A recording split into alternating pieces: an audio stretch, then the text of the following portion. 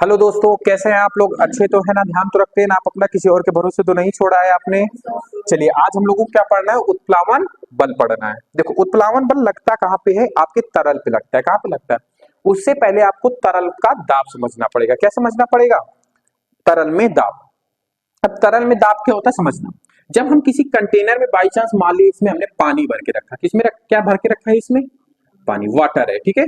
तो वाटर की एक प्रॉपर्टी होती है, या फिर आप वाटर ना कहे कि द्रव की एक प्रॉपर्टी होती है। लिक्विड की क्या होती है? एक प्रॉपर्टी होती है। क्या प्रॉपर्टी होती है इसको समझना। द्रव क्या करता है? देखो, इसकी दो प्रॉपर्टी एक्चुअली में होती है। पहली प्रॉपर्टी ये होगा कि ये जो दीवारों में जो फोर्स लगाएगा ना, वो इधर वाले कण जितना आपकी इस दीवार में फोर्स लगाएंगे, इक्वली फोर्स इस वाले कण इस दीवार में लगाएंगे। मतलब समझ में आया?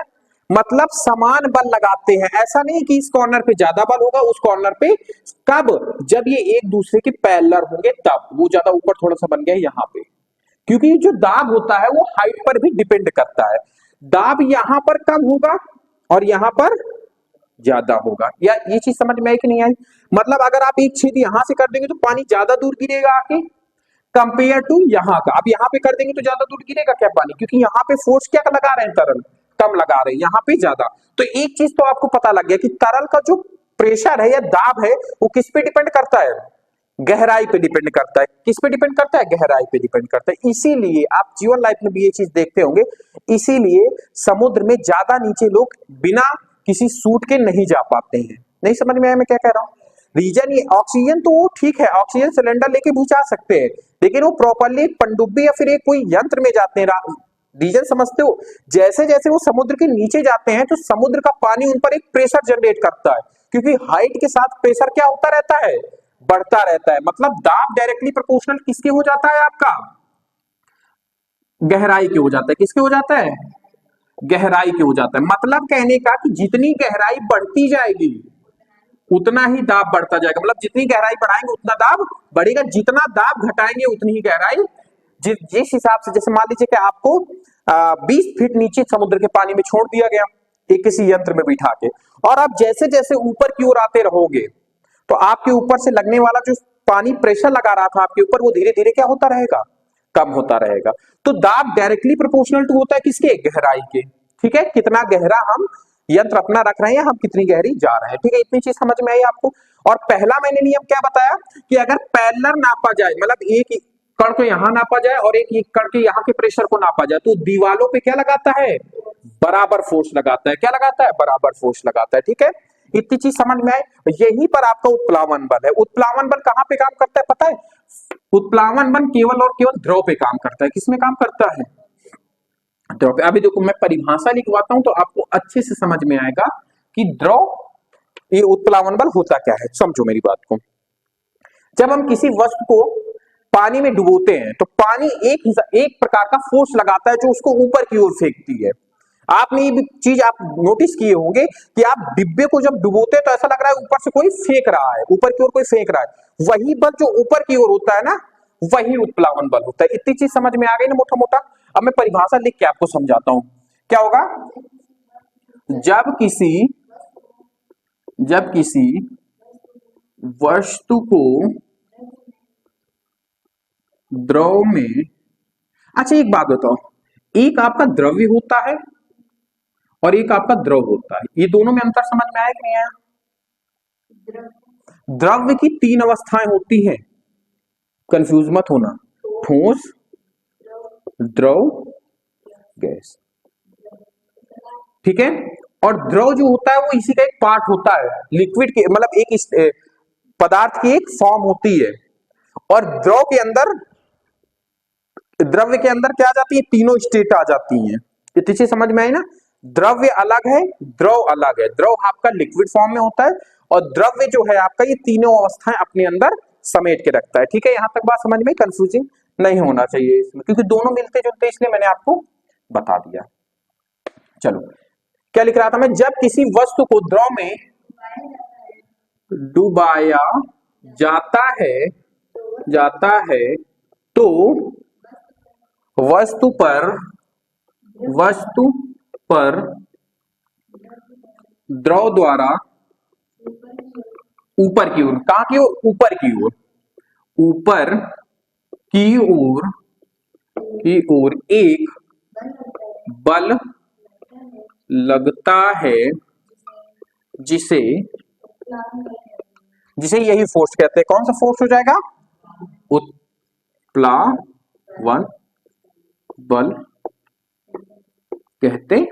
क्या यहां तक आपको बात समझ में आई कि नहीं आई? आप मुझे ये बताओ, पक्का ना? आप ये जाके आज घर में करिएगा। जाके क्या करना है आपको? खाली डिब्बा ले लीजिएगा, एक टब या बाल्टी कुछ भी ले लीजिएगा, और उसको सीधा मुंह के बल मत डुबोइएगा, उसकी पेंदी के बल डुबोइएगा, या पानी गिलास को ले लेना, गिलास में ऐसे डाल देना आप ऐसे, और फिर उसको नीचे रखिएगा तो देखिएगा ऊपर की ओर आएगा। वही बल आपका क्या हो जाता है? उत्प्लावन बल हो जाता है। आप हाँ, हाथ भी ऐसे करके ऐसे फ्री हैंड छोड़ दो तो वो भी एक समय बाद ऊपर आपको महसूस होगा, लेकिन हालांकि पूरा ऊपर नहीं आएगा, लेकिन आपको एक महसूस होगा, ठीक है, कि आपका बल कोई कार्य कर रहा है। ठीक है, बात समझ में? उत्प्लावन बल समझ में आया कि नहीं आया आपको? अच्छा, तरल में द्रव समझ में आया है कि नहीं आया? मैंने लिखाया नहीं है क्योंकि उतना ज्यादा इंपॉर्टेंट मुझे लग नहीं रहा था इसमें, हालांकि हेडिंग दी हुई, तो उसमें केवल एक ही चीज है कि, या फिर आप सीधा लिख लो काहे की वजह से रह जाए। तरल में क्या है? तरल में दाब। अब समझना, मैं ज्यादा इसका डिफिनेशन नहीं लिख पाऊंगा। दाब डायरेक्टली प्रोपोर्शनल टू हो जाता है किसके? गहराई के। ठीक है, मतलब जैसे जैसे आप गहराई बढ़ाएंगे वैसे वैसे आपका दाब भी बढ़ता रहेगा। और दूसरा, ये पहला नियम मैंने बताया था, मतलब हालांकि ये दूसरा बताया था। अब पहला नियम मैंने क्या बताया था? तरल या फिर द्रव के प्रत्येक कण सतह पर बराबर फोर्स लगाते हैं। क्या लिखेंगे हम लोग? द्रव के प्रत्येक कण बर्तन की दीवारों पर बराबर बल लगाते हैं। हाँ, एक चीज यहां पे नोटिस करने वाली बात है आपका, जानते हो क्या? क्या नोटिस करने वाली बात है? नोटिस करने वाली बात है कि एक ही पैरेलल होने चाहिए। मतलब समझे आप? ऐसे जैसे मान लीजिए यहाँ पे कोई द्रव भरा पड़ा है, तो अगर इस लाइन के मैं द्रव की बात करूं, द्रव लेयर वाइज होता है, अगर यहाँ पर ये वाला कण इधर फोर्स मान लो 10 न्यूटन का लगा रहा है, तो ये वाला भी कण कौन सा लगाएगा? 10 न्यूटन। अब ऐसा नहीं कि एक कण यहाँ पे है एक कण यहाँ पे, तो बोलो भैया यहाँ तो 50 न्यूटन का लग रहा है, यहाँ पे तो केवल 10 न्यूटन का। तो मैंने पहला नियम भी तो बताया कि गहराई पे भी तो डिपेंड करता है। ठीक है, एक ही पैरेलल में आप देखना, पैरेलल में ही बराबर क्या करेंगे? दीवार पर फोर्स लगाएंगे। ठीक है, तो दोनों चीजें आपको समझ में आ गई कि नहीं आ गई? ठीक है ना? चलो, फिर इसके बाद हम बात करेंगे नेक्स्ट, इसमें कुछ उत्प्लावन बल के बारे में और बताएंगे, घनत्व के बारे में बताना है। उत्प्लावन बल का कोई मात्रक होगा ना, नहीं होती, बल है वही न्यूटन, फोर्स का जितने भी बल है उसका मात्रक क्या हो जाएगा आपका? न्यूटन ही हो जाएगा। ठीक है, नोट कर लो, फिर नेक्स्ट में अगली चीज बताते हैं आपको। चलिए दोस्तों, अब बात करते हैं डेंसिटी के बारे में, जिसको इंग्लिश में हम लोग कहते हैं घनत्व, मतलब हिंदी में घनत्व कहते हैं, इंग्लिश में इसको डेंसिटी कहते हैं। अभी होती क्या, देखो इसका फॉर्मूला आपको पता होना चाहिए, उसी से बन जाएगी। घनत्व बराबर होता है द्रव्यमान बटे आयतन। अब देखो इस फॉर्मूले को बहुत अच्छे से समझ लोगे ना तो डेंसिटी आपको समझ में आ जाएगी।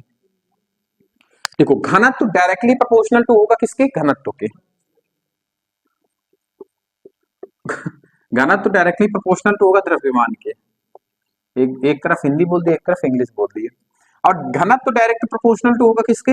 इन रिवर्स होगा किसके? आयतन के।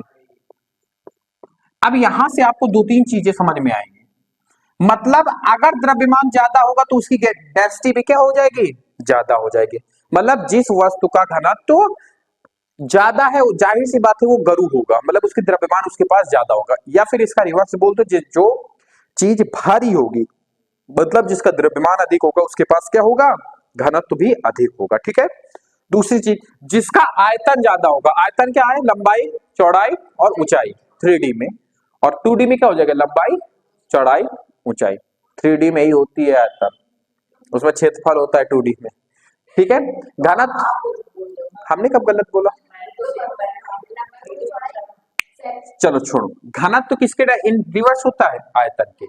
मतलब जिस भी ऑब्जेक्ट का आयतन अधिक होगा उसका घनत्व क्या हो जाएगा? वैसे ही कम हो जाएगा। ठीक है, तो देखा होगा आपकी जो नाव होती है वो चौड़ी बनाई जाती है, तो उनका आयतन बढ़ा दिया जाता है, तो घनत्व क्या हो गया, कम हो गया। और जब घनत्व कम हो जाएगा तो पानी में तैरने लगेगी, अभी मैं बताता हूँ, ठीक है, अभी आपको बताता हूँ। तो यहां तक समझ में आया ना, ये इतनी सारी चीजें जो मैंने आपको समझाई वो समझ में आ गई। द्रव्यमान, जो चीज भारी होगी उसकी डेंसिटी उतनी ही अधिक होगी, जिस चीज का द्रव्यमान ज्यादा होगा वो चीज घनत्व भी अपने पास ज्यादा रखेगी, और जो आयतन ज्यादा रखेगी वो डेंसिटी अपने पास कम रखेगी, ठीक है। तो परिभाषा हम लोग यहाँ पे क्या लिखेंगे, किसी वस्तु का घनत्व उसके प्रति एकांक, इसको एक मान लेते हैं तो द्रव्यमान के बराबर घनत्व हो जाएगा कि नहीं हो जाएगा, तो क्या लिखेंगे, प्रति एकांक आयतन के द्रव्यमान को कहते हैं, ठीक है। ये परिभाषा समझ में आई कि नहीं, मतलब किसी वस्तु का घनत्व उसके प्रति एकांक आयतन, आयतन एक होना चाहिए, तो जितना द्रव्यमान होगा वही उसका क्या हो जाएगा, घनत्व। जैसे मैंने कहा कि 10 केजी की क्या हो जाएगी आपकी, ये कोई वस्तु है उसका घनत्व तो एक है, तो सॉरी उसका आयतन क्या है, एक है, तो घनत्व कितना हो जाएगा, 10 किलोमीटर प्रति किलोग्राम प्रति मीटर क्यूब। भाई इसका किलोग्राम होगा ना, किलोग्राम प्रति मीटर क्यूब। मीटर क्यूब आयतन का मात्रक क्या होता है, लंबाई गुणे चौड़ाई गुणे ऊंचाई, तो मीटर क्यूब हो जाएगा, ठीक है। तो यहां तक बात समझ में आई कि नहीं आई आपको, ये परिभाषा। और इसका देखो अब घनत्व का मात्रक क्या हो जाएगा, घनत्व का मात्रक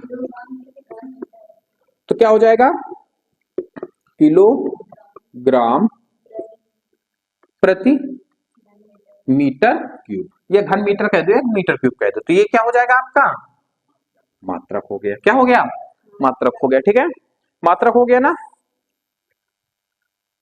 ठीक है।